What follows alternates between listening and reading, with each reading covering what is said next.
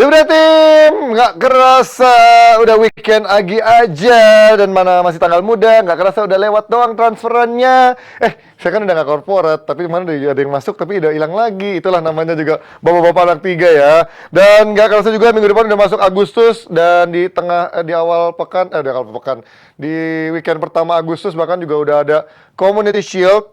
Dan tanggal seminggu ke depannya udah dimulai musim baru Premier League. Nah ini buat yang para jomblo-jomblo yang sering kesepian di saat nggak ada liga bergulir, atau yang mungkin gabut, nggak punya teman, introvert kayak gua yang mungkin di rumah-rumah aja. Dengan ada di mulai musim baru, akhirnya semarak lagi rumahnya. Tapi sama suara bola, bukan sama suara orang ya di sana.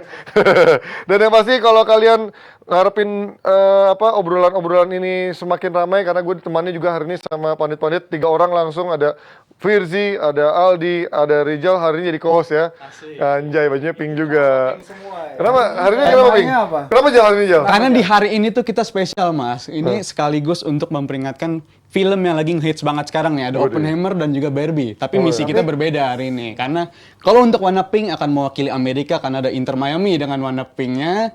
Dan juga ada hitam akan mewakili dari Liga Arab Saudi. Kenapa Saudi hitam? Gitu ya? Nah itu agak dark sih, agak dark. Karena ini juga sekaligus bikin kita bertanya-tanya nih jadinya. Apakah Liga Arab yang udah bertabur bintang ini bisa dapat hak siar yang bisa dijual ke luar? Apakah ini ke lagu apa enggak? Rizal baru mulai udah serius banget ya. Jelas ini kan gue baru perkenalan ya. Mau nunjukin kalau kita ini rame ini tuh biar mungkin show-nya seru ini, semoga kedepannya makin dilihat juga sama ajang-ajang panelis, buat mungkin ada awarding lain seperti saat ini Jebret Media Awards, bisa lihat oh show-nya rame ini segala macam, bisa menjadi penghargaan kedepannya, bukan mungkin hanya dari Santini Jebret Media Awards, tapi mungkin juga dari ajang penghargaan lainnya. Tapi sebelum kita lanjut, kita lihat nih kemarin sedikit cuplikan dari Santini Jebret Media Awards 2023. Takis.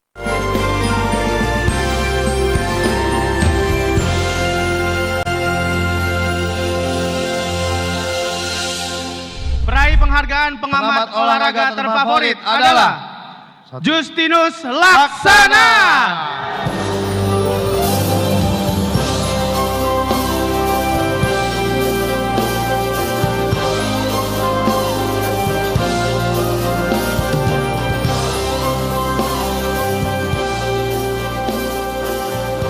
Selamat malam semuanya.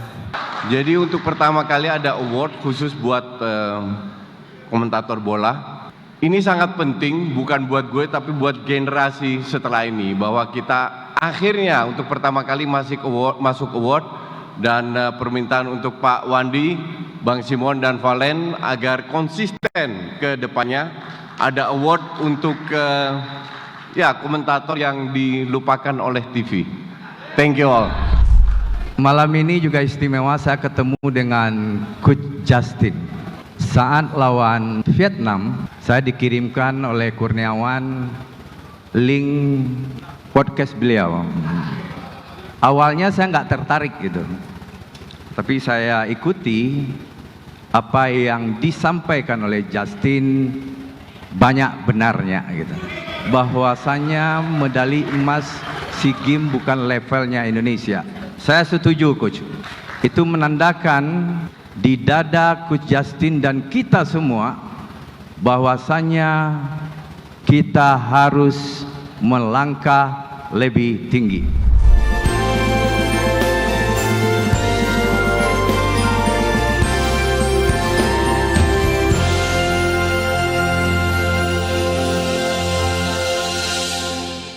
Itu dia Santini Jebret Media Awards 2023 yang terselenggara berkat para sponsor dan juga pastinya media partner kita. Ada Kompas Media Group, ada Sonora Jakarta 92,0, ada Bolasport.com, The Jakarta Post, Indosport.com, Sport77 dan IDN Times. Gimana aja lo kemarin sebagai pendatang baru, newcomer lah. Lo kan setahun ya kalau nggak salah ya, udah kurang lebih 1 tahun.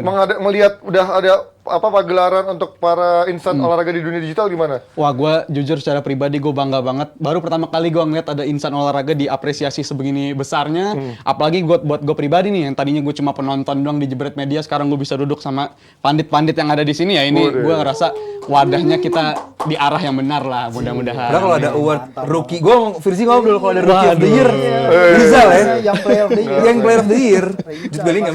Tapi gue sebenarnya nanya Rizal cuman biar buying time aja, biar gue bisa buka lagi. Beda itulah podcaster Ini. favorit. That's why. Itulah podcaster That's why. favorit. Ada acaranya, padahal lupa mau ngomong apa gue sebutin nih.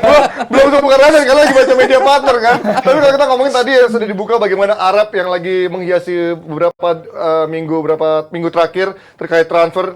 Kemarin udah banyak pemain dari eranya Ronaldo sampai ke eranya pemain-pemain yang kayak Milinkovic Savic, Brozovic, sampai yang katanya mau bombastis banget penawaran kepada Mbappe, tapi kemarin udah ditolak. Ini kalau menurut lo Fir, ini mau sampai kapan Arab masih mencoba melayangkan tawaran ini di tengah PSG pun juga lagi kepusingan nih. Gimana caranya Ya. gue harus melepas Mbappe tanpa gratis musim depan? Jadi yang bete itu emang PSG sebenarnya ya, dan terutama para pemainnya, karena kalau laporan di media Prancis dibilang bahwa suasana di kubu Paris itu lagi nggak benar sekarang. Karena para pemain mereka lagi kebingungan nih antara mau dukung temennya atau mau dukung hierarki klub, dukung manajemen klub. Karena Marquinhos ketika dia ditanya kaptennya soal situasi Mbappe, dia bilang ya ini situasi yang nggak ideal buat kami dan kami berharap Mbappe akan segera kembali bermain bersama kami. Jadi itu udah bikin kayak ini bikin petinggi PSG malah bingung, kok kapten malah ngomong kayak gitu, bukannya kapten seharusnya bersama pendirian klub, yaitu mereka ingin PSG secepatnya Angkat kaki. itu angkat kaki. Jadi ini yang nggak sinkron di antara mereka dan ini membuat beberapa pihak di sana bingung. Sementara sementara Mbappe sendiri lagi latihan tetap latihan di markas latihannya Paris bersama para pemain yang diasingkan. Dia kemarin latihan kayak biasa dan menjalani pramusimnya dia ya, kebugaran, dan ini sebenarnya adalah situasi yang sangat-sangat tidak ideal bagi Paris dan terutama bagi kubu yang katanya sekarang ingin membuktikan bahwa nggak ada yang lebih besar dari klub. Nah, tapi kalau ngeliat bagaimana Mbappe akhirnya menolak, menurut lo apa menjadi alasannya atau motifnya dibalik dia harus daripada dia nerima yang tawaran 300 juta gaji, kemudian tapi juga PSG-nya akhirnya bisa berdamai sama dia dibanding dia kekeh satu musim ke depan tapi dengan tekanan dari klub dan juga ya itu nggak akan baik-baik itu pisahnya. Yang ditolak itu kan pertemuan antara pihak ya? Al Hilal dengan mereka, pihak Mbappe. Karena si pihak Al Hilal kan emang ke Prancis, ke Paris juga lagi pengen merampungkan beberapa transfer pemain lainnya juga gitu, dan pihak Mbappe menolak untuk bertemu. Ya mungkin tawarannya cuma 300 gitu loh, kok kurang gitu mungkin. Dan buat gua nggak salah gitu, kalaupun emang Saudi dengan uang yang tidak bertepi, tidak berseri, kalau lu pengen Mbappe, kalau lu cuma 300 sedikit buat gua. Iya, Harusnya lebihin sekalian kalau lu pengen dapat atensi, lu pengen dapat value added dari seorang Mbappe gitu. Dan buat gua seperti yang kita bahas hari Rabu kemarin, mungkin Mbappe menunggu hari Senin atau Selasa waktu Indonesia Barat bahwa karena kan terakhir itu kan tanggal 31 Juli atau 1 atau Eropa sebelum Mbappe ini free transfer gitu. Dan buat gua kalaupun nantinya satu musim diberangkatkan ke Al Hilal, ini win-win solution untuk Mbappe gitu, bahwa akhirnya kalau gue jadi Mbappe cabut, lu udah nggak dihargain, lu dimasukkan ke dalam squad yang tidak dibutuhkan tadi seperti Firzi jelaskan, bahwa bersama Draxler, bersama Abu Diallo, dan juga Wijnaldum, pemain-pemain yang dianggap bahwa lu nggak akan diperpanjang kontraknya bersama PSG. Sementara kalau setelah tanggal 1 atau Senin atau Selasa waktu Indonesia Barat ini Mbappe tetap ada di squad itu, ini bisa menjadi masalah karena baik UNFP atau APPI-nya Paris, Prancis, terus juga FFF, PSSI-nya Prancis ini bakal menuntut PSG karena lu dianggap menelantarkan aset terbaik dari negara ini gitu. Bahwa ini bakal menarik minggu depan sih, bakal menarik seperti apa bakal terjadi. Padahal kan tahun lalu Prancis sendiri sampai presidennya juga turun tangan untuk menahan Mbappe ya. Sekarang jadi kayak dilematis. Gimana kalau kita kemarin nahan Mbappe supaya bertahan di PSG, sekarang sebagai perwakilan dari Prancis ini masa iya mau ngebuang Mbappe, lu karap lu sana gitu kan, aneh juga ya. Iya, jadi memang penolakan si Mbappe ini kayak makin mengedepankan kecurigaan klub. Tuh kan bener kan apa yang gue rasa secara ini, bahwa lu tuh sebenarnya udah deal sama Real Madrid untuk musim depan.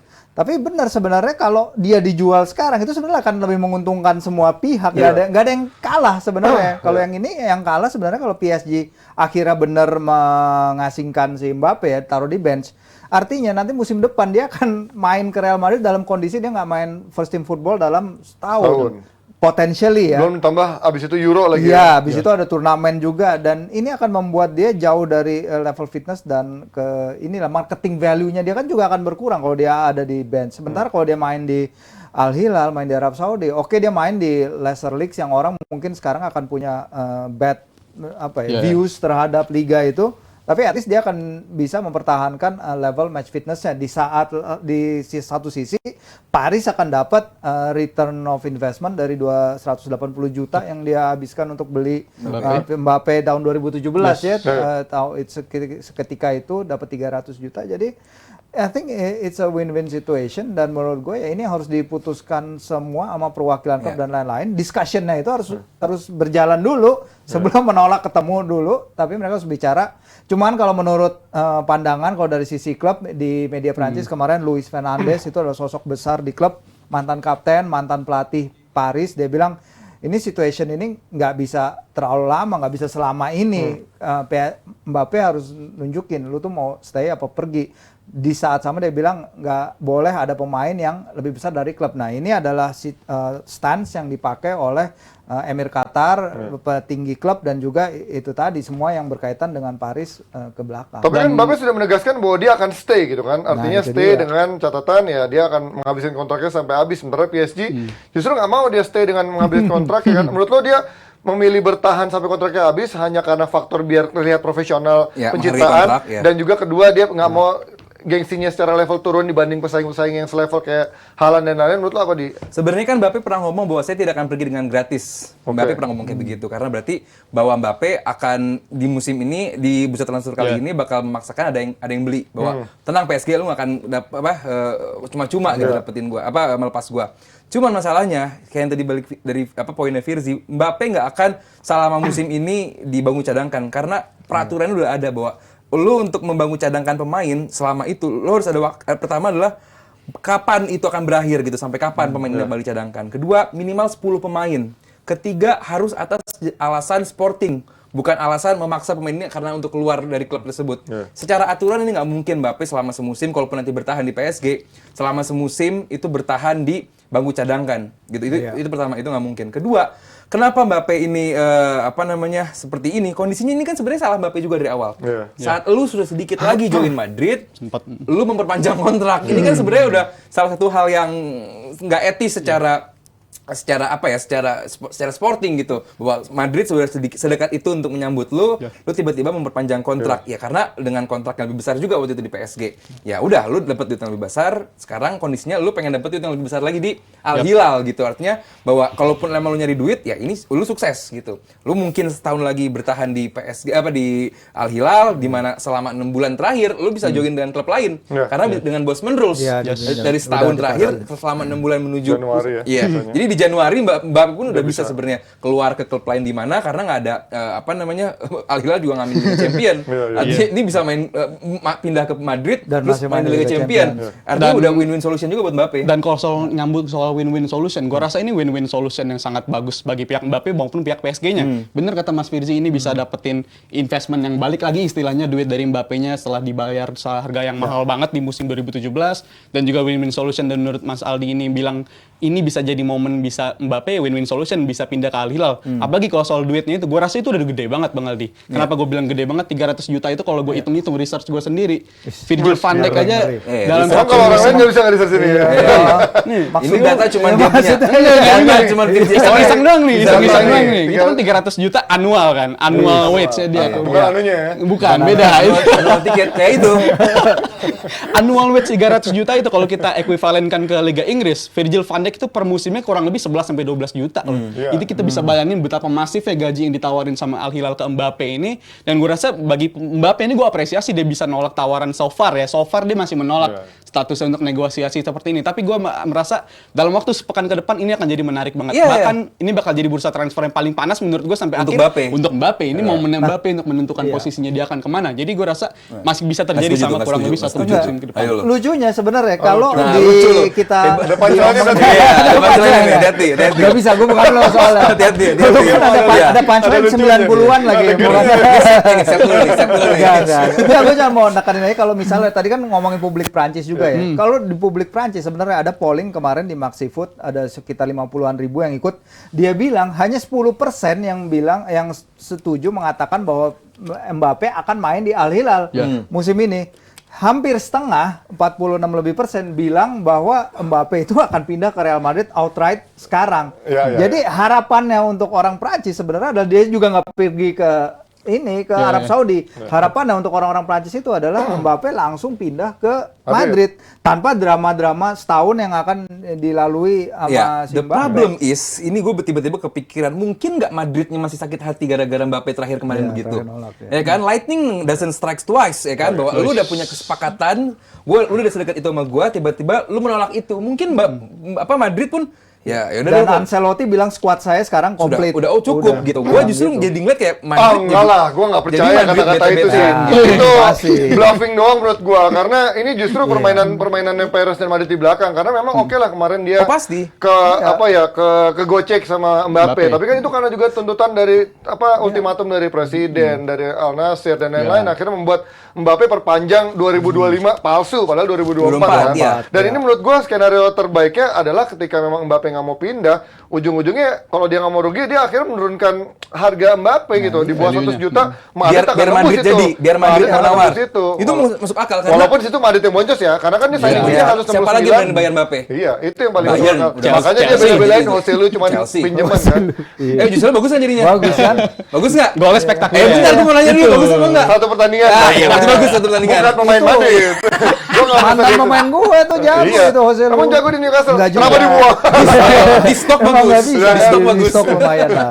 Ya, bagusnya sih bukan bagus level Madrid menurut gue ya. Bagus-bagus Real iyalah. Sociedad, ya itulah Spanyol dan lain-lain. Masih Tapi belum terima. kalau dari ngomongin saltonya sih keren. Itu loh, gue pengen denger itu. Validasi dulu. Itu loh. Kita kalau ngomongin liganya sendiri, ini kan kemarin kan juga sempat bahas di hari Rabu. Kalau kemarin Saudi Arabia ini atau Liga Arab ini mencoba menjual rights-nya kemana-mana, so far belum laku. Menurut lo dengan sekarang invasion dari para pemain bintang datang ke Arab, apakah mungkin laku menurut lo ke pasar Asia? Udah deh, pasar Asia di Indonesia. Udah ada. Tapi kan murah kali ya, nggak mungkin kayak selevel Premier League. dong. Atau mungkin selevel-level Serie A pun yang udah nggak laku sekarang, gimana menurut lo? Lu nggak bisa compare harga Liga Asia dengan harga Liga Eropa. Tapi kayaknya kan dia maunya kalau lu compare dengan Liga sejajar itu Afrika, at least MENA, Middle East dan juga North Africa, itu masih mungkin lu compare. Kalau Emang ada itu? Ada MENA kan. Ya maksudnya hak siarnya ada yang ngaku di Ada. Asia. Lu Liga Mesir gitu-gitu kan hak siarnya juga Oh, lumayan. Anjar suka tuh nonton gitu ya. Banyak. Mantap udah selalu. Itu lagi nonton tuh apa tuh? Itu lagi Apa itu tuh, makanya. apa tuh? Bola Jadi jalan ya. jadi jangan dianggap remeh. Cuma kalau lu compare sama Liga Eropa, apalagi Premier atau Iya. Serie A ya, nggak lakunya Serie A ya masih Tapi lebih kan pasti seksi lah. mimpinya dengan menghabiskan uang sebanyak ini, mimpinya ke sana kali ya. Iya, kalau musim ini. Iya, kalau musim ini dalam waktu 5 tahun, 6 tahun Iya, ke depan, 10 kalau tahun lah. jangka paling panjangnya ke sana itu mungkin. Apakah tetap sustain dalam 5-6 tahun kita nggak tahu. Iya. Karena bintang-bintang yang dikontrak ini kan berapa lama sih dikontraknya? 2 tahun, 3 tahun maksimal. Kalaupun emang sampai beres, kalaupun mereka nanti balik lagi ke Eropa gitu kan kita nggak pernah tahu. Siapa tahu nanti Jordan Henderson yang dibayar 700.000 per gaji. pekan balik lagi ke Eropa, who knows gitu. Artinya bahwa kalaupun emang cara ini dianggap oleh Saudi sebagai cara untuk meningkatkan keseksian gitu di liganya, silakan. Cuman gue nggak setuju karena masih banyak variabel-variabel untuk meningkatkan liga di dalam sebuah negara tersebut. Enggak, bentar ini tolong, Mendy kok ada kabar itu ya? Maaf, itu bukannya Koli Bali. Oleh Bali. Ya. Gue udah yakin masih Abrar ini. Hati-hati, coy. Tapi dan yang kabar terakhir kan si Verratti juga katanya di Iya, Arab dia. juga kan. Patok Sampai 100. keluar lagi tuh isu statement dari mantan manajernya bilang kalau lo mau kaya bisa, tapi lo di sana di padang pasir bersama Kemal gitu kan, sama Onta. Tapi kan berarti ini menunjukkan pemain-pemain yang Liga Arab ini udah benar-benar lack of ambition atau apa. Udah kayak Verratti kan dari dulu nggak pernah mau keluar dari zona nyaman sebenarnya kan. Iya, Mang ya kalau kita membicarakan itu apakah sporting reasons atau Iya, money money reasons reasons kan pasti susah sih akan diperdebatkan susah ya. Kita tahu umur pesepak bola pendek, mereka pasti ingin mendapatkan uang sebanyak-banyaknya Kadang walaupun jadi polisi bukan juga ya. Iya, Bisa benar juga kalau itu. di sini. Yang penting masa depan panjang. Yang penting masa depan. Kalau itu yang terjamin. Dapur ngebul terus ya. Itu Dapur sensitif. ngebul. Tapi berani loh. Berani dia. Beda. Tapi jurang. Tapi jurang. Tolong Berani loh. potong ya. Ada deh. Terus Berani loh dia. Sekarang kan kalau kita mau memasarkan Liga Arab Saudi, pertama Liga Arab Saudi sebelum yang bintang-bintang ini datang, mereka tuh tempatnya di 58 rank dunia. Itu kalau menurut studi suatu perusahaan apa gitu. Di bawah Liga Skotlandia dan di atas Serie C Italia. Italia, oke. Jadi target mereka kan 10 besar tuh dengan cara meningkatkan market value dari tim-timnya ya. Salah satunya adalah membeli bintang-bintang ini. Oke, kalau sekarang tontonannya masih dianggap nggak menarik, sebenarnya partnernya Saudi Arabia kan kemarin coach juga udah ngomong kan si IMG itu IMG yang menjadi partner globalnya. AMG gitu ya. OMG. Dia mencoba yang menjualkan itu ya sebenarnya. Yang kayak menjual marketingnya. siar Coba lagi, internasional. lagi. coba lagi. AMG. Ya, tadi kamera belum ke sana soalnya.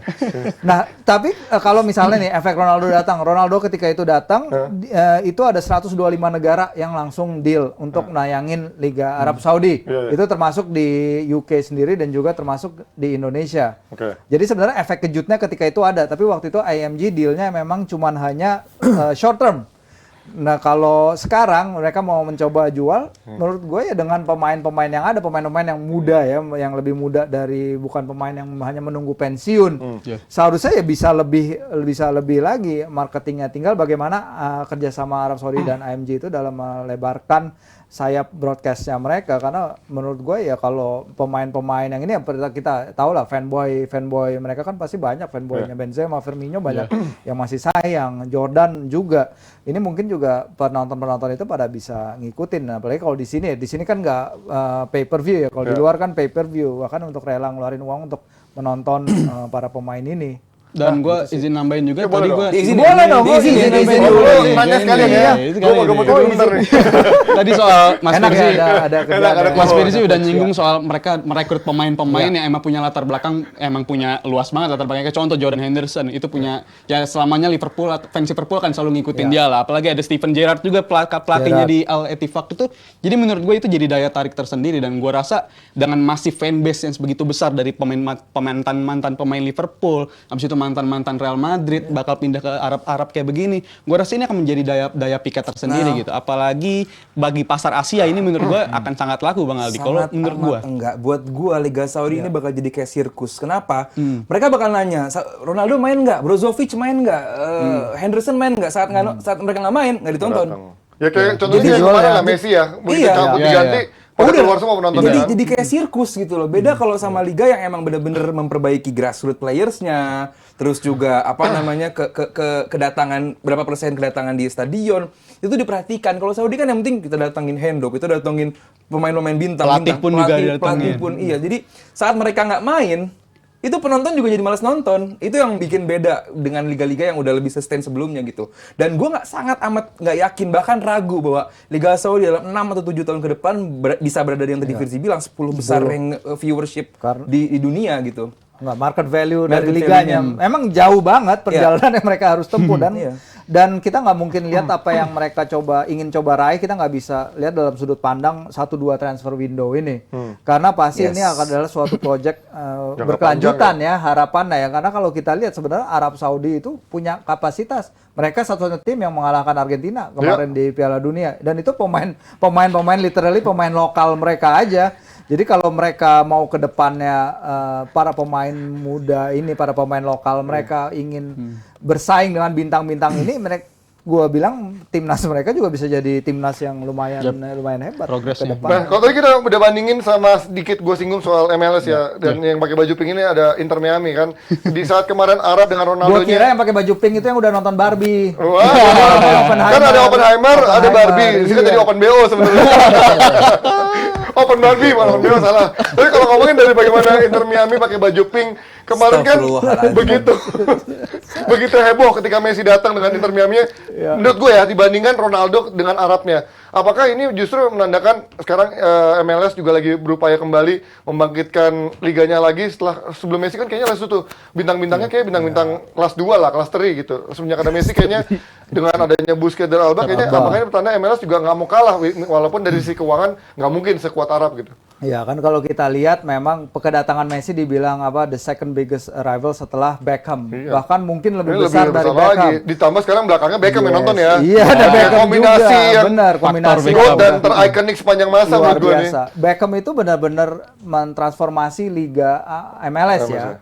Bandingin aja dulu dulu market cap, salary cap di tim MLS itu adalah $2 juta ketika Beckham datang. Beckham sendiri duitnya ketika itu dia dapat $6 juta setiap musim untuk 5 musim.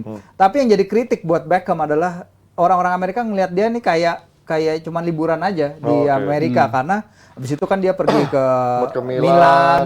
dia cedera di Milan, cedera lama. Jadi orang-orang di MLS tuh kayak ngerasa, apaan sih nih? Dulu orang-orang yang udah beli season tiketnya Galaxy ketika itu kecewa. Nah ini kayaknya nggak akan kita lihat di bersama Messi, apalagi Messi di belakangnya itu tadi Beckham bawa gerbongnya langsung LeBron, langsung Kim Kardashian, langsung Serena Williams, bener-bener Lebih kayak sirkus lagi sebenarnya nih ya, benar-benar iya, Hollywood lagi bener. bener-bener. Entertainmentnya Entertainmentnya, orang tapi ya Amerika bagus gitu juga kan. untuk marketingnya sebenarnya. Exposure-nya buat mereka juga bagus kalau kita lihat bintang-bintang yang datang ketika itu, bahkan apapun sekarang yang dilakukan Inter Miami ada terus di trending topik di Twitter dan Social media, lain-lain, di X namanya ya sekarang, Instagram dan lain-lain. Jadi memang industri di MLS akan besar, tapi besarnya seberapa karena kalau menurut studi di sana disebutkan bahwa memang Amerika itu audiens di stadion tuh gede-gede. Jadi Atlanta United aja kalau main itu selalu full house Mercedes-Benz Stadion dan lain-lain. Tapi yang susah bagi mereka adalah membuat the whole nation untuk menonton sepak bola. Itu yang sejauh ini masih kesulitan karena figures untuk nonton TV-nya dan dengan berbanding yang dari ada attendance figures di stadion itu masih ada jomplang lah. Kalau di stadion bisa penuh tapi audience TV nggak sebanyak yang diharapkan. Itu yang mungkin Messi diharapkan jadi pemecah stagnasi ini. Atau mungkin Inter Miami bisa lebih besar pada MLS itu sendiri, karena kayaknya sekarang Bisa. fokusnya kepada Inter Miami semua, karena yang lainnya nggak banyak bintang yang menjual gitu kan. Sebenarnya poin bagus dari Panji tadi bilang bahwa tetap sirkus juga, walaupun gini keuntungan dari MLS dibandingkan Saudi adalah MLS ini secara keuangan kayak yang Panji bilang tadi mungkin nggak sebesar Saudi, tapi dua hal. Sponsor pasti lebih milih Saudi. Lebih milih Amerika. Nolan. Iya, kok situ. Ada keturunannya kan. Kedua, MLS ini tidak berkaitan dengan isu-isu humanis. Iya, benar-benar. Ya kan, isu-isu apa namanya, Rights, HAM dan human rights. lain-lain gitu. Ya, walaupun mereka melancarkan perang pasti, ilegal. pasti. Cuman secara secara di mata para agensi brand-brand itu mereka lebih aman untuk masang di Amerika gitu. That's why Messi pun datang ke Amerika kan berdasarkan Adidas dan juga Apple. Dengan lewat sponsor, bukan pure murni si Beckham ngebayar dia, enggak, tapi sponsor bener-bener. Dan dengan kedatangan Messi pun hak siar hak siar MLS di Apple juga di mana-mana itu worldwide. Kita nggak bisa lagi nilai berapa negara yang nayangin MLS. Selama negara itu ada Apple TV, ada MLS Pass, bisa nonton. Jadi bener-bener cakupannya bener-bener luas dan ini emang diincar sama MLS. Dan lagi-lagi kenapa MLS ini jauh lebih bagus saat ini ya dibandingkan dengan Saudi? Yes, emang Saudi perlahan tapi pasti timnasnya mulai membaik. Cuman kemenangan atas Argentina, yes good. Cuman bukan ini sebuah breakthrough yang luar biasa juga. Kita bandingin sama Liga Amerika dan timnas Amerika juga. Perlahan tapi pasti mereka udah punya pemain-pemain yang senior, pensiun tapi masih berkaitan dengan tim tersebut. Lihat ada Dempsey, Donovan. Sampai sekarang juga Adu sempat naik turun cuman jadi dilibatkan juga. Ada pelatih coach Arena juga. Artinya bahwa keterlibatannya mereka ada. Saudi dari zamannya Muhammad Nur, kemana dia sekarang? Adi Seri, kemana dia sekarang gitu loh, nggak terlibat lagi oleh timnas. Mohon maaf, Muhammad Nur siapa ya? Muhammad Nur, orang kan yang jago berarti jago. Soalnya dulu Aljaber sama Sadir. Ya. Itu gue kalau Itihad gue ngikutin, cuma itu dulu gitu. Dan karena itu sama aja gini, kalau kita compare sama PSG pun, kita balik ke PSG. Yang nonton Mbappe selain pas lagi Prancis main siapa? Gua jagoin Prancis tapi gua nggak nonton PSG week in week out. Iya gitu. Kecuali kalau big match-nya lawan Marseille atau lawan Lyon gitu oke lah. Reims lawan Nantes. Siapa gitu kan sama-sama remote, nggak beda jauh sama di MLS, mungkin juga nggak beda jauh sama Saudi. Cuman Saudi perlahan tapi pasti ke arah sana. Cuman pertanyaan gua adalah masih bisa sustain atau enggak, itu doang. Tapi kalau soal MLS ini gua rasa ya ada perbaikan, jelas ada perbaikan, apalagi mereka jadi tuan rumah host World Cup di tahun 2026, tapi juga ada kritikan juga kan dari para legend-legend di Amerika itu sendiri. Yang kritikannya menurut gue cukup pedas juga, yang mengatakan ini ironis ya, tim Amerika ini progres sepak bola wanita mereka dikatakan lebih cepat ketimbang sepak bola pria mereka. Itu sebuah ironis juga bagi persepak bolaan industri MLS ini sendiri.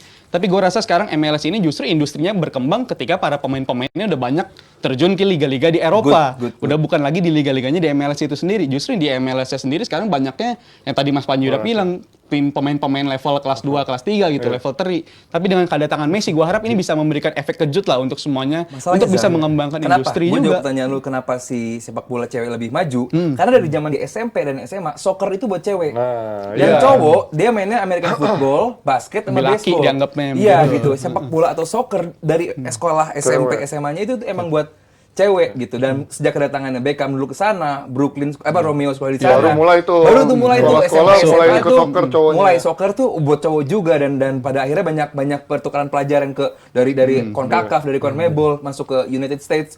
Itu mulai banyak tuh perkembangan di usia dininya si cowok soccer untuk cewek. That's why gue bilang salah satu perkembangan kenapa Liga Amerika bisa lebih sukses karena grassroots untuk sepak bolanya lebih bagus dibandingkan Saudi. Dan kalau soal industri MLS-nya nggak cuma dari atas lapangan pemain-pemainnya doang. Kalau gue lihat dari segi tiket, dari segi budget tiket, ini ada perubahan yang signifikan banget di musim ini.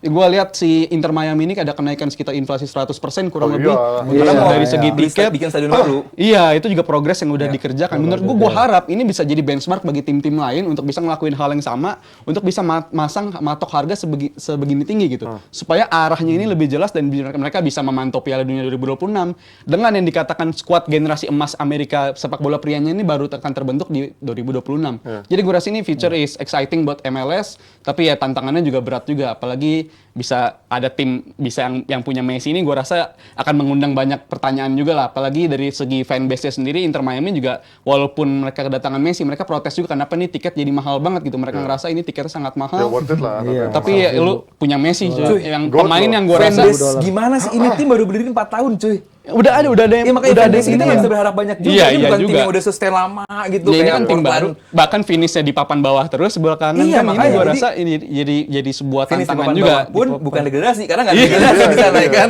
Jadi aman-aman aja. Buat mereka adanya Inter Miami ini lebih menyatukan para orang-orang yang bekerja di sana, migran-migran di sana yang bekerja dari Chile, dari Kuba. Itu kan pada kumpul di Miami semua kan. Dan adanya Orang Inter Latin Miami, banyak sana. Beckham segala macam ini benar-benar oke, thank you kita diberikan wadah untuk kumpul tiap weekend, setiap pertandingan mereka untuk kumpul dan ditambah ada sosok legend seperti Messi datang. Lu mau nanya apa? Nggak mau nanya. Tadi ya, ini dia malah jadi pandit nih, bukan jadi bos. Ngomong panjang. Bentar, gue tunggu pertanyaannya, dia malah jadi pandit. Tapi yang jelas, Indian of the Day, yang jelas. Kan biar kayak kita sama Mutnya ya. Oh, iya, iya. Counterpress bersama. Bagus. Yang jelas, tapi semua pada akhirnya tetaplah Premier League yang terbaik. Belum ada liga yang sanggup menyaingi kompetisi dengan Premier League, di mana Serie A, La Liga sampai menginisiasi adanya European Super League pun akhirnya harus kandas karena pada akhirnya Bundesliga pun juga bilang nggak usah jauh-jauh bikin European Super League. Premier League itu udah European Super League atau Super League-nya punya mereka Eropa, sendiri ya. karena duitnya udah Di sana jauh semua. pendapatannya dari hak siar dan juga dari komersilnya dibandingin liga-liga top Eropa lainnya. Sekarang bahas apa lagi, Jal? Nanya, Jal. Untuk sekarang nih kita ngomongin soal Amerika, masih soal Amerika, khususnya tim-tim yang berlaga di pramusim di Amerika kemarin. Kalau kita lihat permainannya ngotot banget, mainnya keras banget. Perilisan di Amerika Serikat. Iya, pemain-pemain yang Tim di Amerika Serikat waduh apa nih? Gua nggak siap. Masih di Amerika. Masih di Amerika, Amerika. tapi tim-tim yang main di Tim-tim Amerika. iya. Gitu. Tapi Bagus sebelum- bridging-nya Iya, tapi. iya. Tapi Bagus sebelum banget, ya. berkunjung ke situ, gue pengen nanya dulu nih Mas Panji soal Oh, gua yang tanya. United yang melawan Wrexham, timnya aktor Hollywood Ryan Reynolds itu. Ini cuma fan service doang untuk senang-senangan, entertain apa gimana nih Bang sampai kalah lawan Wrexham ini? Kan emang yang main cuma seri Akademi sama Reserve doang kan, walaupun memang justru ini yang sedikit mengejauhkan buat gua adalah pemain-pemain muda yang tadinya diharapkan bisa Step up, ya. menembus beberapa orang di luar Garnacho dan Kobe Maino, kayak Hernandez, Shot Mabry, fire itu ya. terus juga sampai si Daniel Gore, sampai si Jurado, Fernandes. ternyata nggak bisa ngelawan tim yang baru naik ke profesional gitu kan. Ini menandakan memang mereka belum siap untuk level Premier League ketika menghadapi tim papan yang walaupun emang secara profesional match fitnessnya mungkin beda ya pemain muda sama pemain muda yang senior kayak Wrexham. Tapi menunjukkan ini mereka belum siap dan akhirnya ya wajar kalau Ten Hag cuma milik Kobe Maino dan juga Garnacho untuk bisa menempati tim utama. Oke, MU. siap. Sekarang gue punya pertanyaan nih Mas. Boleh Gua punya dong. pertanyaan nih. Boleh dong. Untuk Mas Firzi. Oke, bagus. Soal Iya, masih bagus. Manchester United juga kemarin habis menelan kekalahan dari Real Madrid dengan skor 2-0. Kalau lu menurut lu apa yang kurang dari squad ini, dan ini waktu untuk mulai Premier League udah kurang lebih dari 2 minggu lagi udah mulai loh. Apakah ini squad yang udah cukup bagi Erik ten Hag untuk menghadapi musim baru atau akan menemui masalah yang sama kayak musim sebelumnya? Iya kan, kalau dari kacamata gue ya, dia kalau kita kan kemarin tonton ininya fokusnya juga ke kiper kan. Yes, Onana kan. Onana itu emang beda sih. Beda banget dari tahu kiper sih. sebelumnya. Emang beda banget. Lebih nyaman ya kayaknya. Ketenangannya, kenyamanannya, PD-nya, oper-operannya. Sampai pede nggak ngapa-ngapain kan ya. Nggak emang begitu Iya, game mainnya kan. walaupun dia kebobolan. Sian banget. Tapi bagus menurut gua. Iya. Tapi emang butuh adaptasi yang Oh sangat iya, tepat ya, itu pasti lah. Itu baru pertandingan pertama dia. Tapi tanda-tanda utamanya udah kelihatan. oke. Ya cara dia distribut bolanya itu kan yang dicari oleh Ten Hag. Dan kita juga harus lihat Man U ini kan di pramusim mereka kan gila-gilaan ya. Mereka itu menjalani laga berapa? 6-7 laga. Cukup banyak. Pertama Ya, kemarin mereka yang main di Thailand. Oslo, terus Ya. main di Skotlandia, terus sekarang ke Amerika, Texas. terus nanti Old Trafford. Mereka all around the world lah untuk ngejar cuan juga. Jadi memang kalau kita Sian, kalau sian. kita lihat emang menurut gue pasti sorotan ini bagus nih utamanya gol nih. adalah si kiper. Dan ini luar biasa nih ini gol. emang mantan pemain Newcastle. Iya. Golnya. Wah, Mantan stok. Iya, mantan pemain stok ya. Itu kenapa nggak keluar di Newcastle dulu gue nggak ngerti. Tapi mungkin dia simpan buat satu pertandingan ini rawan. Disiapin. Dia jadi headline ya. Biar jadi Orang headline. bakal lupa dia Jadi, selama di iya, Newcastle, tapi benar. sekali game lawan Madrid Benar. ketemu MU, Langsung ingat itu kan diingat. orang. Nah, Yang penonton baru masih nanya, wah pemain muda dari mana? Mana 33 33 tahun ya, pemain kontrak. Wah, 14 Madrid, The Next Chicharito nih. The Next Chicharito. Itu siapa sih yang jaga? Kenapa dilepasin Brandon sih? Williams. Oh, Nggak, Brandon karena Williams. kepancing. Iya, iya. Si Gedong itu kan kepancing keluar. Iya. Brandon Williamsnya ke dalam. Maguire lagi disalahin, luar biasa. Daripada fans yang nyalain Onana, gila loh suruh. Gila kali. Suruh orang antisipasi orang salto tuh gimana caranya? Bahkan Buffon aja bengong waktu Ronaldo salto di Liga Champions kan. Enggak lah. Tapi kalau kita ngomongin Manusia. kemarin bagaimana defensive line MU yang sangat tinggi kan. Ini kita lihat juga waktu Inter dengan Onana butuh 5-10 pertandingan sampai akhirnya back-back yang ngerti. Itu pun juga 3 center back, bukan dengan 4-4-2 ke MU kan. Menurut lo butuh waktu berapa lama MU dengan adaptasi Onana seperti ini? Sebelum gitu gue sedikit punya pandangan tadi soal pemain akademi yang dipakai melawan Wrexham ya. Inilah berkali-kali gue bilang dan banyak yang nggak setuju. MU adalah tim terbesar di dunia buat gue pribadi. Di atas Madrid, di atas Munchen, di atas Barcelona saat ini secara pamor, secara secara wowness-nya juga masih MU. Kenapa?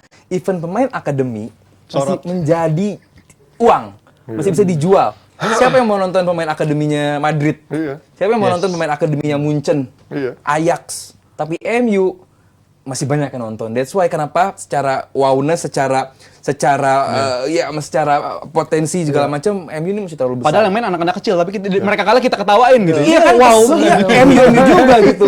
Dan ternyata kemarin dari Athletics kan bilang banyak penonton tuh yang nggak ngerasa ada perbedaan di lapangan. Makanya nggak begitu nyadar, nggak ada Bruno Fernandes, nggak ada Maguire. Sama-sama aja mainnya. Bahkan banner-bannernya tuh masih bilang Maguire, Bruno Fernandes. Lalu kagak lihat nih main-main siapa gitu. Berarti kecewa ya nyentuh fans-fans. Nggak tahu, mungkin saya kan sebenarnya cuma tahu MU tapi nggak tahu mainnya siapa. Nggak tahu mainnya siapa aja. Itu gitu pertama. kan. Nomor 2 adalah kalau Panji bilang tadi ini tim belum siap, cuman buat menghadapi Wrexham, pemain muda ini nggak minder. Iya, benar. Secara kolektif emang mungkin kalah dibandingin Wrexham, cuma mereka nggak minder, fighting, injek orang. Artinya bahwa kita nggak ngerasa inferior menghadapi Wrexham ini. Itu buat gue udah nilai plus banget dan sangat amat luar biasa. Tim gue lupa nama pelatihnya siapa kemarin bahwa ini cukup oke tim akademi dari MU. Semoga kedepannya bisa menyumbang pemain-pemain ke first team. Dan tadi butuh berapa lama tim ini bisa Adaptasinya sustain? lama nih. Karena udah ada kiper dengan game main Ten Hag belum tentu backnya bisa semua langsung Itu nyetel poin gue kan. kemarin saat The Gate. OWB, Sekarang Dalot. lu udah punya kiper yang dianggap ini kiper yang gue pengen dari versi Ten Hag.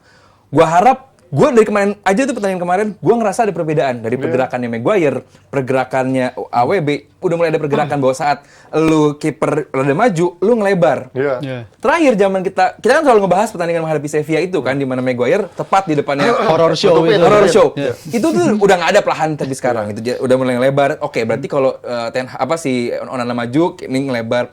pertandingan ini permainan udah mulai lebih baik gitu untuk kemarin menghadapi Madrid. Skor 2-0, please. It's nothing. Gue nggak lihat MU lebih jelek, gue nggak lihat Madrid lebih bagus. Lini pertahanan MU bahaya, nggak. Buat gue yang penting fitness, nggak ada yang cedera, cuman sedikit Nora, Liha Martinez kayak begitu tackle-nya. Buat gue ngerti lu serius menghadapi preseason, cuman tackle kayak begitu kayak kemarin Arsenal juga Araujo. Itu buat gue pure Nora. Coba Noranya lagi, Safi bilang lu terlalu serius kayak final Liga Champion. Pemain lu yang serius kayak final Liga Champion Araujo tersebut. Buat gua nggak ada masalah untuk MU. Masalahnya cuma satu dan udah validasi oleh Ten Hag. Striker, yes, win it. Punya peluang segitu banyak percuma kalau nggak bisa ngegolin kan. Yuk kebobolan 2 gol, ngegolin 3 gol, dia still win the game. Gue agak setuju sekarang sama Mas. Karena sekarang permasalahan ini adalah striker dan mencetak golnya yang memang agak bego-bego. Anthony goblok, terus juga Sancho goblok. Tapi kalau lo lihat kemarin kerasnya pramusim juga Arsenal sama Barca kan, tapi secara hiburan kemarin gue enak banget nontonnya. Tapi dari sisi Barsanya sendiri menurut lo ini menyedihkan nggak sih untuk Barca yang secara permainan udah bukan Barca yang bahkan sama Arsenal saya udah kalah menghiburnya, kalah tiki-takanya, kalah pacingnya gitu. Sebenarnya mungkin ini lebih kayak ini ya, apa yang si Arteta juga bilang after the match, bahwa dia bilang atmosfer pertandingan tuh bikin para pemain pancing lepas. Para pemain nggak dengerin lagi instruksi dari sang pelatih. Karena kita lihat kemarin itu 70.000 orang datang dan Stadion SoFi itu di Los Angeles ini punya salah satu atmosfer yang paling luar biasa dan salah satu stadion yang akan disiapkan jadi final Piala Dunia ya, karena Rose Bowl kan enggak, Rose Bowl yang final Piala Dunia 94 dan 99 Piala Dunia wanita kan di Rose Bowl, sekarang nggak didaftarin dan ini kemungkinan akan jadi stadion final. Jadi atmosfernya mungkin para pemain ke bawah, cuman kalau gue bilang ya ini membuktikan bahwa this is not just matches, unimportant matches just to get money gitu. Ini bukan hanya pertandingan yang nggak penting bagi para pemain juga, tapi buat para pemain ini berarti sesuatu loh. Ya kayak Bangkok Century Cup lah. Tahun lalu kita lihat mungkin orang pada di Thailand apa sih, tapi buat para pemain Man United Liverpool selalu jadi pertandingan besar. Begitupun kalau kita ketemu lawan-lawan yang level Liga Champions seperti ini, mereka akan menganggap bahwa ini adalah tensi pertandingan yang tinggi, tensi pertandingan yang ya itu tadi digambarkan sebagai Liga Champions. Oke, beberapa tackle terlalu keras, bener banget itu, bener banget. Tapi Arteta juga udah bilang ya emang atmosfernya kayak gini, para pemain kami ke bawah ya mungkin lagi heat of the moment aja. Semoga kedepannya juga lebih baik lagi. Ya kayak kita lah habis awarding Jebret Media Awards kan ke bawah euforia atmosfer. Ada yang mau pulang duluan padahal kemarin. Jadi balik kagak ada pulang jam 3 lu sini lu. Seniority itu harus nurut. Justin langsung FYP di TikTok gua kan ini jadi Justin Gallagher yang bikin was akhirnya bubar dia itu. Justin Gallagher. Tapi lu kalau ngeliat gimana Arsenal sama Barca lu puas nggak? Walaupun terlepas banyak PR-nya kayak kemarin di Cannes nyata cedera untuk pertama kalinya karena jarang cedera itu ya, walaupun pernah cedera di musim sebelumnya. Unik Arsenal ting. Apa catatan Arsenal yang menurut lu belum siap? Ya, gua nggak begitu melihat perbedaan antara Arsenal di pre-season musim lalu dengan pre-season sekarang. Peluang banyak, finishing biasa aja gitu. Artinya bahwa ya ini pure backnya Barcelona buat gue bapuk gitu, gampang sekali dilewatin, apalagi quick sayapnya. Lo pemain secepat Saka gitu ya melewati back-back kayak Christensen ya biasa aja, itu easy gitu. Gua nggak melihat ada level yang begitu meningkat dari Arsenal dan belum berarti menang di pre-season menghadapi Barcelona ini ya udah siap menghadapi musim depan. Sama seperti MU, Arsenal pun butuh seorang striker, seorang finisher, di mana kemarin katanya Jesus diminati sama Madrid.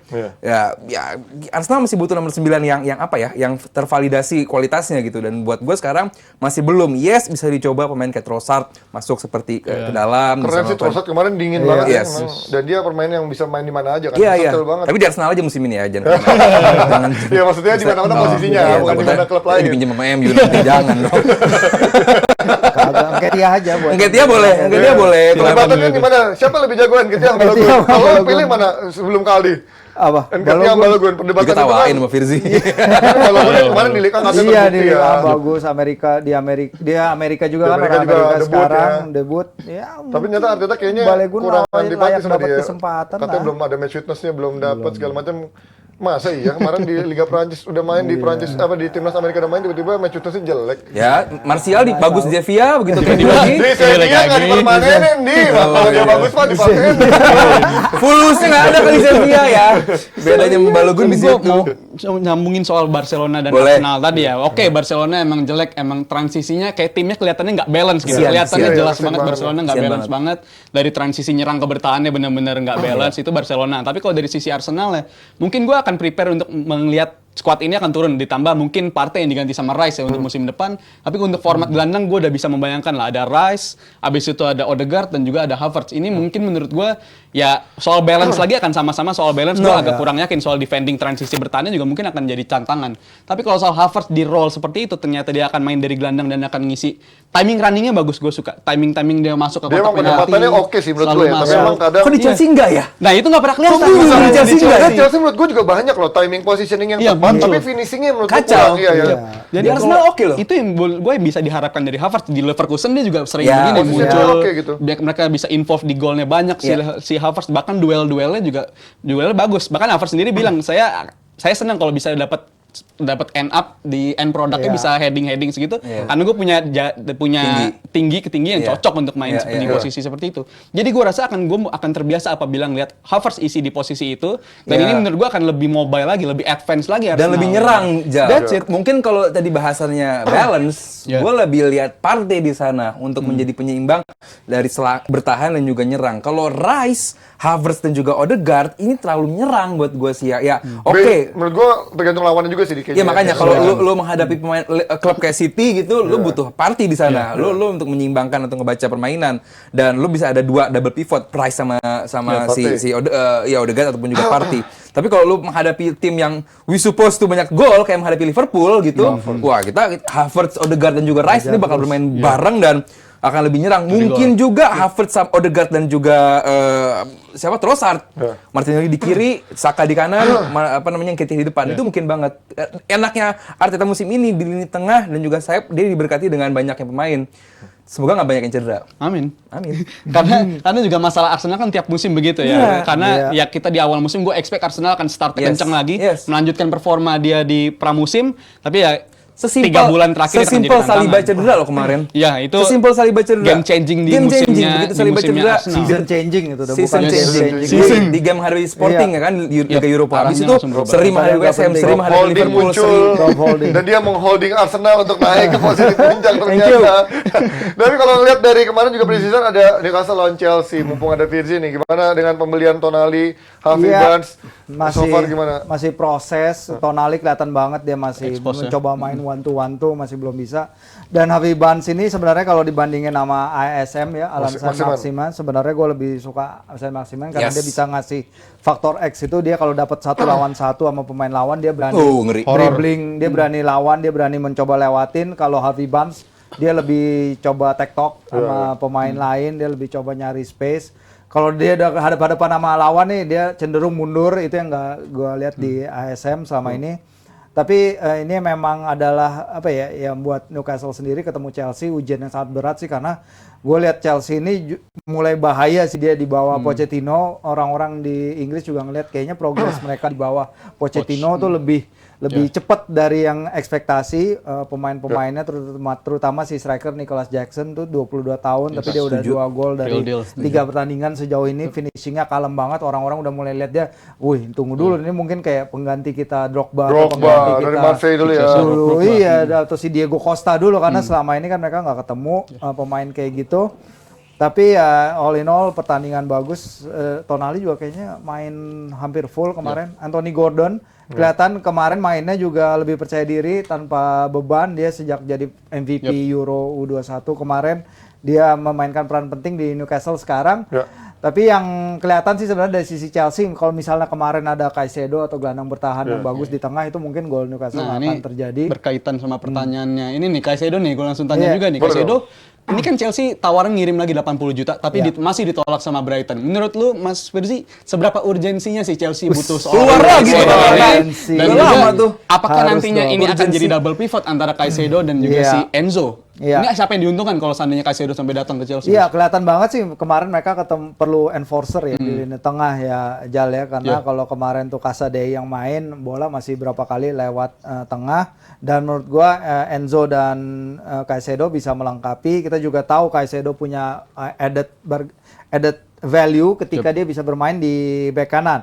Karena walaupun si Chelsea udah punya sekarang Reece James dan Malo Gusto, tapi kan mereka kehilangan juga Aspi ya. Dan ini ada lubang yang lumayan juga nih. Tapi kalau Caicedo datang, dia bisa main di dua posisi itu. Yang ini akan sangat menguntungkan Chelsea, fleksibilitas dia akan menguntungkan pelatih Pochettino. Sementara kalau dia main di tengah itu menurut gua juga akan jadi breaker, destroyer, box to box midfielder mungkin terbaik juga setelah Kante kemarin. Yap. Kalau dari lu Bang Aldi, gimana lu ngeliat prospek kedatangan Caicedo ke Chelsea? Apa yang akan dilakukan sama Chelsea dengan kedatangan Caicedo ini? Double pivot kah dengan Enzo atau gimana? Gue yakin emangnya Chelsea dapat Caicedo. Mereka udah ngirim Minimal tawaran keempat. 100, Iya, minimal gue ngerti deh 100. kenapa dia Dan buat gue jadi Chelsea, gue jadi Chelsea cabut. Ya, Gue jadi Chelsea cabut dan gini, Brighton nggak lagi BU banget jual Caicedo, dan Caicedo pun dipersiapkan karena mereka masuk di Eropa musim depan. Berbrighton dia butuh pemain ya seperti Caicedo, dan di market nggak banyak pemain yang siap untuk menggantikan Caicedo dalam waktu jangka bursa transfer yang sebentar lagi beres gitu. Buat gue nggak ngeliat Brighton dalam posisi pengen cepet-cepet ngejual Caicedo. Kalaupun harganya 100 itu mungkin. Karena ya udah tadi value editnya sangat tinggi gitu. Kalau masih angka 80 ditolak ya wajar. Tapi kalau sampai bener-bener ke Chelsea 100 juta gile. Iya, 100 juta. Gila, 100 juta. Kalaupun sampai dia ke Double Chelsea, pivot 100 juta dua-duanya. gue bisa melihat peran pemainnya bakal lebih nonjol. Enzo contohnya. Enzo bakal punya kebebasan di lini depan untuk ya pastinya kan luar Lebih biasa. advance ya Enzo dia. lebih advance ke Visinya depan. oke dia. Iya, bahwa dia bisa lebih ngebantu Mudryk di depan gitu. Dan gue sangat amat kok ketawa?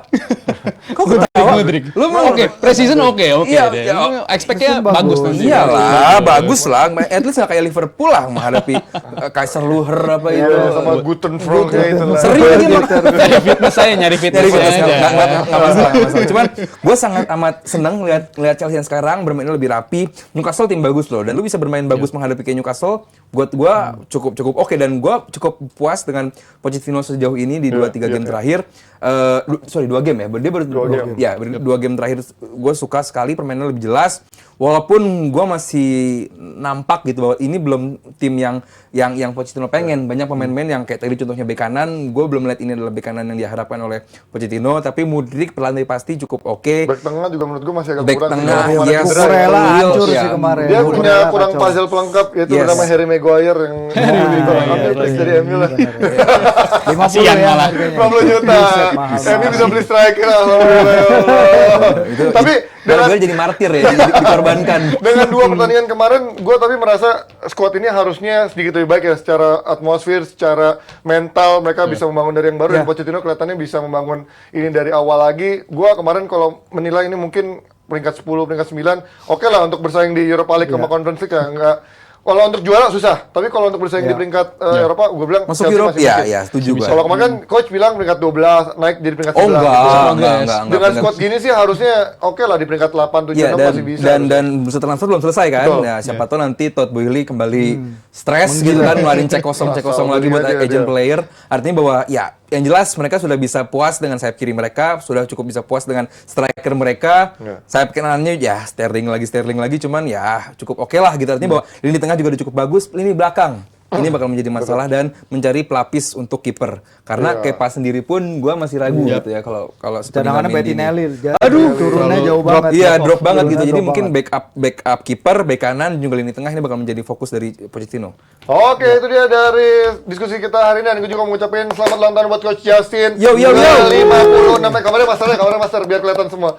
56 tahun, semoga awet muda, jadi YouTuber tersukses sampai 10 tahun, 15 tahun ke depan, sampai pensiun dengan enjoy the moment-nya itu ya. Enjoy the Terus moment. juga, apalagi tadi mau ngucapin apa? Nggak ada lagi. Oh ya, buat Mardel yang udah liburan dan nangis-nangisan ketemu Ronaldo. Selamat akhirnya mimpinya terwujud. Itu tapi juga dibayar juga sama sponsor ya kayaknya. Dan ternyata gue baru tahu ternyata harinya Coach Yassin ulang tahun tuh barengan sama Harry Kane Banyak ya. yang ulang tahun. Harry Kane ulang tahun, bininya Oki ulang tahun. Banyak berarti ya. Sama-sama legend Tottenham. Oh iya. Coach iya. sama. Dan kemarin habis Coach Justin dapat piala, Harry Kane dapat piala ya di ajang Oh pramusim iya, ini ya. luar biasa. Piala Tiger. Sama-sama sukses di pramusim. Sama-sama sukses di pramusim. Tapi jelas harus waspada juga adalah Mardel di saat mereka lagi mulai jadi nyaman jadi co-host, tiba-tiba ada Rizal datang menyerang, Wih. mengancam posisinya ya. Rizal, Rizal. Model. Oke, makasih banyak buat Mas Panji, Mas Firzi, dan Bang Aldi udah datang hari ini. Makasih juga buat Jebret Tim yang udah nonton. Dan juga terima kasih untuk Awi dan Sari Manis sebagai sponsor kita di hari ini. Oke, terima kasih Jebret Tim. Bye-bye. Happy Happy weekend weekend. semuanya, bye-bye. Su.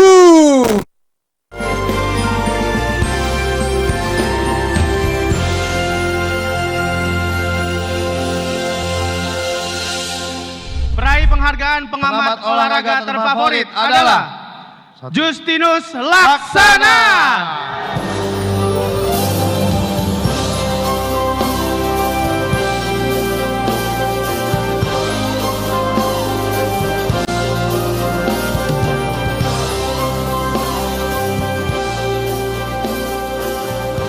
Selamat malam semuanya.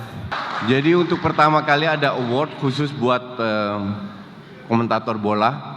Ini sangat penting bukan buat gue tapi buat generasi setelah ini, bahwa kita akhirnya untuk pertama kali masuk award dan permintaan untuk Pak Wandi, Bang Simon dan Valen agar konsisten ke depannya ada award untuk ya komentator yang dilupakan oleh TV. Thank you all. Malam ini juga istimewa, saya ketemu dengan Coach Justin. Saat lawan Vietnam, saya dikirimkan oleh Kurniawan link podcast beliau. Awalnya saya nggak tertarik gitu, tapi saya ikuti apa yang disampaikan oleh Justin, banyak benarnya gitu. Bahwasanya medali emas SEA Games bukan levelnya Indonesia. Saya setuju, Coach.